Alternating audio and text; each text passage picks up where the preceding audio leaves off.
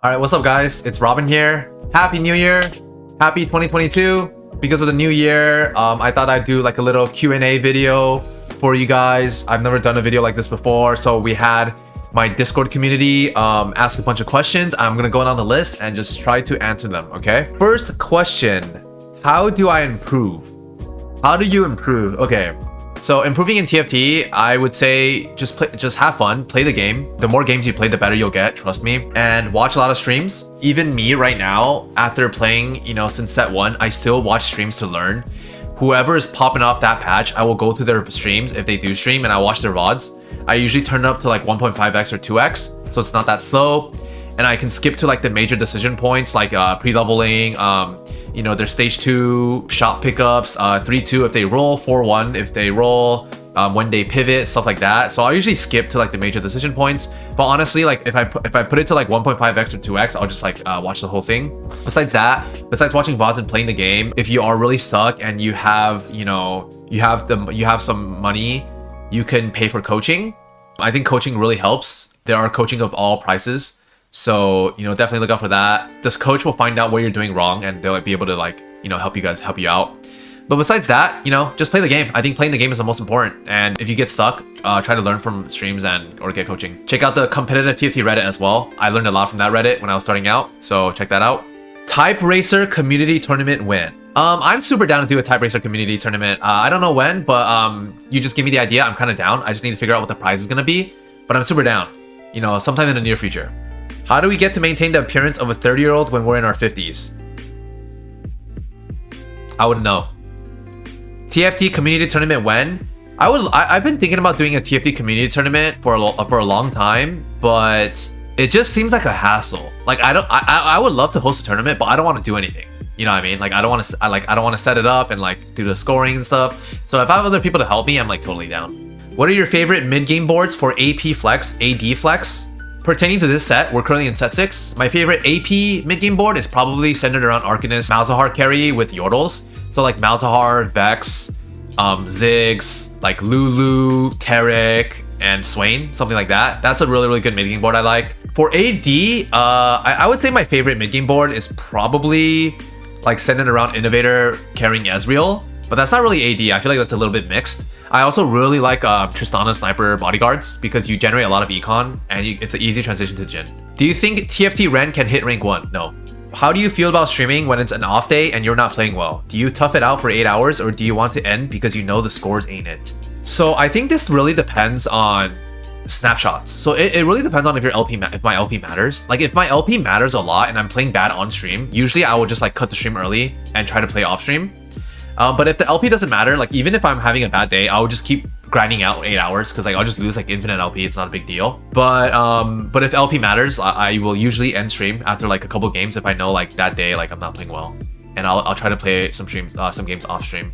This is a really, really bad feeling, and that's why I wasn't really big fan of snapshots, because even though I want to stream, if I wanted to stay in competitive TFT, I shouldn't stream, which is like a really bad feeling.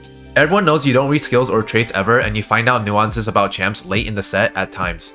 Does this mean you find other aspects of the game more fundamental or important to climbing than understanding interactions, champions, traits? Yeah, so I think all that shit like doesn't matter. I mean, it does matter, but like even if you don't know it, like just get a good feel of the game when you're playing, and I think you should be set. I think the most important things about the game though is like board strength, itemization, knowing when to roll, knowing when to roll and like when you need to stabilize. I think those are the most important things in TFT.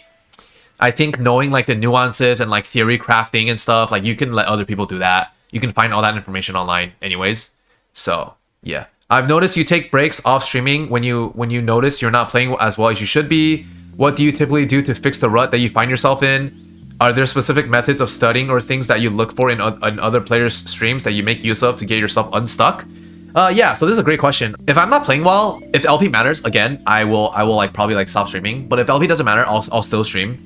How do I fix the rut I'm in? I will sometimes, like every time I'm hard stuck, I'm just gonna go to someone's stream that's like climbing really hard, and I go to their VODs and I just study the shit out of them. If Soju's climbing, I'll study Soju. If Milk was rank 1 for a while, I studied Milk a lot, and it really helped me. I studied Ramblin' sometimes.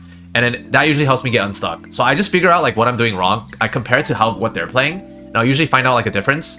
and I'll change the difference, and then it'll help. How can I get to be as good as you without needing to scout until 5-1? Just keep playing the game, or get coaching. Rank your sets favorite to least favorite and why. I would say my favorite set is probably still set 3, because set 3 is when I put my name out there. When I popped off, I got rank 1 with Mech, and I think Mech was like super fun. That was like the first set like I became well known. So set 3 will always be very, very important to me. My second favorite set is probably set 5. Set 5 is where I popped off as well. I'm not gonna do 0.5. I'm just gonna do like the full sets.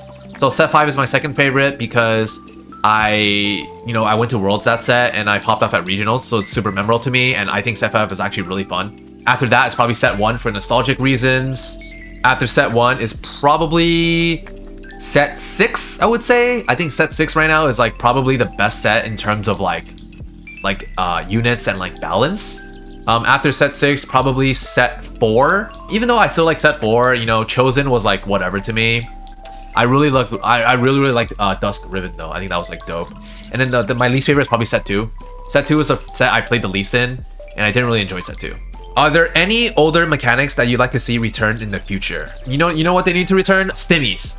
Stimmies were awesome. I think the game without Stimmy is like kind of sus. Or like, it's not sus, but like Stimmy felt great. Like, it's like a comeback mechanic. It's really nice. If you win TFT Worlds and they make a skin for any champion for you in TL banner, which champion do you choose? I would choose Riven. Riven is my favorite league champion. I was a Riven 1-trick on the Rift. So it would be dope to have like a Riven skin. A Robinsongz Riven skin. That'd be lit. Do you have a crush on Soju? No. Do you spend time trying to really innovate comps? And if so, what are some of the things you look to do so? If not, is there a reason you don't focus on that aspect of the game? I don't really innovate. I'm like the least innovative person. The reason I don't focus on that though is I feel like I'm not that creative, and I feel like another person will do it before me anyways. So I try not to innovate, and I'm not like the most like innovative person. So like when I try to innovate, it ends up being not that good. So yeah, I don't innovate. I just copy other people. What is it like to have the most intelligent Twitch chat? Oh, it feels great. Other streamers like deal with backseating and stuff, but I don't really like all the backseating is like really good advice. So I don't really know how they feel. So it feels great to have like my Twitch chat all be challenger. What are the key differences that can turn a 800 LP player into a 1500 LP player? This is a good question. I get asked this a lot, and it's very hard to answer because every player has their strengths and weaknesses. But the answer is everything. Like the boring answer is literally everything. A 1500 LP player does everything better than an 800 LP player. So like better board strength knowledge, better roll speed, better like itemization, better comp knowledge, better scouting, better positioning. So yeah. When should you roll down / build up econ, assuming you're not playing in a roll down comp? So you should roll whenever you're too weak. If you need to stabilize, you should roll if you have a lot of pairs. You should roll when the returns of every gold you spend is going to be worth. When should you build up econ? Usually when you're on a lose streak, you should build up econ. If you're on a win streak, you should not care about econ, care about board strength more. How do you decide whether to full send at 4-5 or 5-1? This depends on your HP and your gold and your board strength. If your board is really, really strong and you have a very high HP and you're poor, of course you want to just do it at 5-1 because you get more money. If you're rich and your board is strong and your HP is high, you probably still want to go 5-1 so you can do a 2-turn transition to make your transition better and you have more money. If your HP is low and your econ, if your HP is low but your econ is high, you probably want to 4-5 it. If your HP is low and econ is low and board strength is bad, you'd probably just go 8th because you can't even go 4-5, you have to 5-1 it. But yeah, it just depends on your HP, econ, and board strength. So hopefully that makes sense. What did you do before streaming? I get this question asked a lot. So before streaming, I just worked like random office jobs, nothing really special. After college, I DJ'd for a little bit in Taiwan. A lot of people make fun of me for this, but I DJ'd for like 2 or 3 years. Came back, worked in like 2 different office jobs, and then I just got really good at TFT, and I quit my full-time job and started streaming. And here I am. How old are you?